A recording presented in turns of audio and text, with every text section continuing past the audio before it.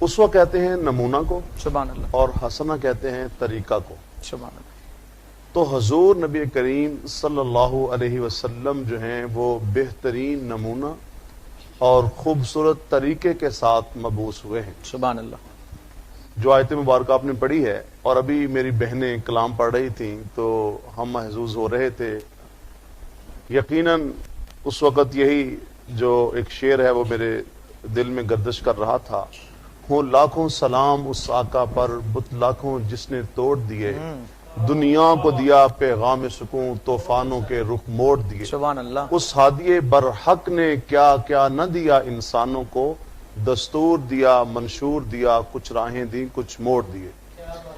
دین اسلام کا آغاز جو ہے وہ سیدنا آدم علیہ السلام سے ہوا۔ بے شک، شرع لکم من الدین ما وصى به نوح والذی اوحینا الیک وما وصینا به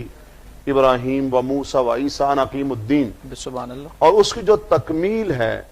هو الذی ارسل رسولہ بالہدی ودین الحق لیظہرہ علی الدین کلہ۔ دین اسلام کی جو تکمیل ہے وہ خاتم النبیین، خاتم المعصومین نبی کریم صلی اللہ علیہ وسلم کی ذات مبارکہ کے اوپر ہے۔ حضور صلی اللہ علیہ وسلم بہترین اسوہ حسنہ کے ساتھ مبعوث ہوئے،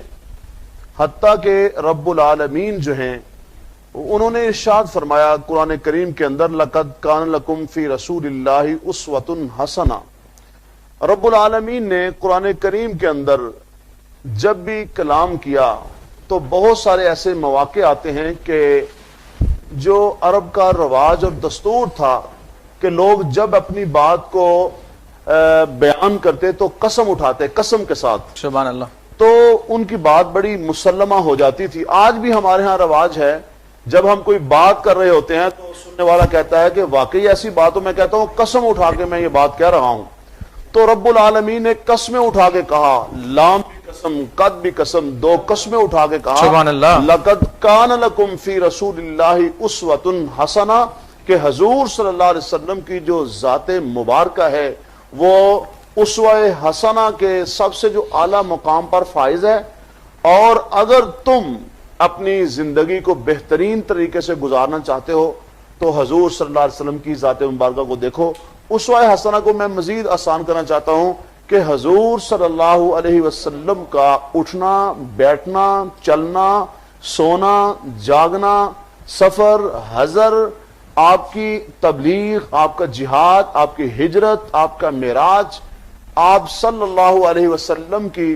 شادیاں، بہت سارے جو مواقع ہیں، ہر موقع پہ ہم نے دیکھنا ہے کہ حضور صلی اللہ علیہ وسلم کی تعلیمات ہمارے لیے کیا ہیں۔ اور ایک جملہ میں عرض کرنا چاہتا ہوں کہ زندگی سے لے کر موت تک، روز اول سے روز آخر تک،